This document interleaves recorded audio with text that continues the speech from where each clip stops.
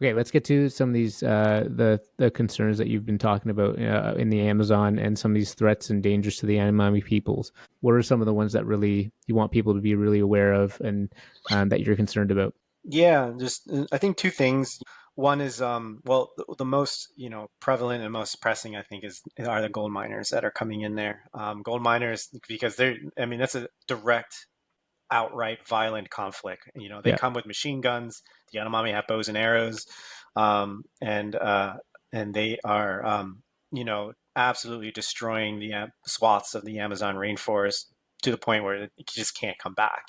And they're poisoning the rivers with water, with mercury. Riverways with mercury, and bringing disease. And disease, it's not uncommon for a disease to wipe out an entire village, entire community. Every time I visit, I hear stories of communities that would say they're just no more. The people are just simply gone because they've all died of tuberculosis or malaria or so on. So it's really sad. Do It's really governments pressing. try to come in at all and knowing that this is happening, but at least like like not only trying to maybe prevent the gold mining problem, which is probably very difficult, but at least trying to support those communities with medical interventions or, yeah. No, it's tough, and I don't. I'm not very much involved with bureaucracy and the political actions of the Venezuelan and Brazilian government. I think one thing is that it's the law of the jungle, Hmm. and it's really, really hard. But Yeah. nevertheless, I think they have a responsibility. So I know the Brazilian government right now is taking action and using military force to evict a lot of these gold miners.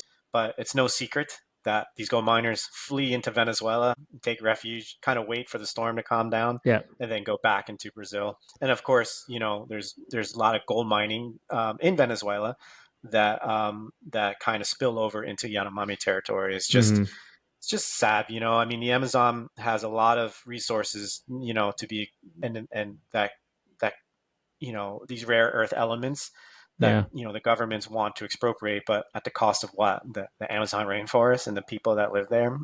That's an outright violation of their rights, to survive.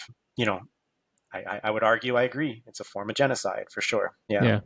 It's um there's this National Geographic show that's led by hosted by Mariana Van Zeller. The name of the show is I'm forgetting it, but she's gone. She always looks at all these kind of underworld kind of forms of crime, and she went into the Amazon to look at gold mining and such. But the common story that she always finds is it's not the actual gold miners. The gold miners themselves are people who are maybe are very impoverished. They're looking to just find a way forward, but they themselves are getting exploited by something bigger and above them. uh I'm not trying to discount sort of what those folks are doing, but it's there's always something bigger than what's actually there, right? No, agreed. Yeah, Yeah. most of these wildcat miners that are in there are poor themselves, landless Yeah. people maybe, and trying to Yeah. support their families for sure. And to add to that, next level of concerns is that I am afraid of this sort of degradation of the Yanomami youth and their connection to their culture and their Yeah. heritage, because the youth are often lured into the gold mines and become gold miners themselves. Okay. Ever since money, this concept of money and currency has been introduced to the Yanomami people since the 50s and 60s, and certainly accelerated by the Venezuelan and Brazilian governments by providing Hmm. them, these sort of monthly stipends, has created a cult shift in their culture where, the youth kind of want to venture out and they want to, you know, to see the next new shiny thing, which I think is human nature, right? They want to see, and unfortunately, Yanomami that kind of move to the urban settings, a lot of them get involved in drugs and alcohol, prostitution, Okay. and then they come back to their territory, and they don't really come back as competent members of their communities. They cause trouble. They become, recalcitrant, and a lot of the times they find they get involved with gold miners. So it's sort of like this outward, violent conflict from the miners, and this sort of internal degradation.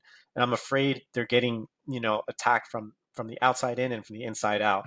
And those are the big concerns that I have, is that the Yanomami start losing their connection, the specialness that they have with their rainforest, because I believe that if you really disconnect the ties, your spiritual ties to the rainforest, it makes it easier for people to come in to conquer them and colonize them. And let's say, oh yeah, we would love to develop this land, Totally. and we'll give you a paycheck.